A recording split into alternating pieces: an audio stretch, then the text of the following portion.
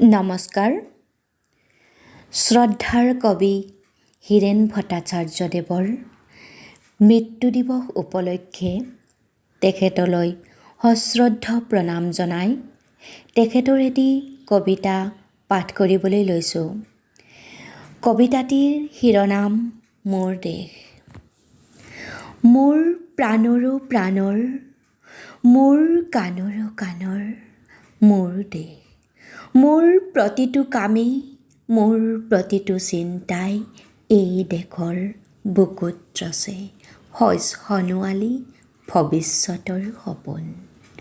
মোৰ জীৱনৰ আহে আহে, মোৰ যৌৱনৰ কোহে কোহে, সেই সপোনৰ কলৰল। দেশে দেশে দেশ আছে, এনে বহু দেশৰ অৰঙি দৰঙি মই ঘূৰিছোঁ। বহু বন্ধুৰ সতে হাতে হাতে হাত ধৰি ফুৰিছোঁ। কেতিয়াবা সাগৰ পাৰত, কেতিয়াবা খেজুৰ তলত, নতুবা পাহাৰ তলিত খন্তেক জিৰাইছোঁ। বন্ধুৰ সতে প্ৰাণ খুলি প্ৰাণৰ কথা পাতিছোঁ। তাৰপিছত আকৌ আৰম্ভ কৰিছোঁ নতুন যাত্ৰা। এনে বহু যাত্ৰাৰ শেষ মোৰ দেশ। যাৰ বুকুৰ উমে মোক দিছে ভাল পোৱাৰ আনন্দ, যৌৱনৰ প্ৰাচুৰ্য, জীৱনৰ নতুন অৰ্থ। এই দেশৰ প্ৰতিটো পুৱাই মোলৈ লুকাই আনে ঐশ্বৰ্যৰ বিপুল সম্ভাৰ।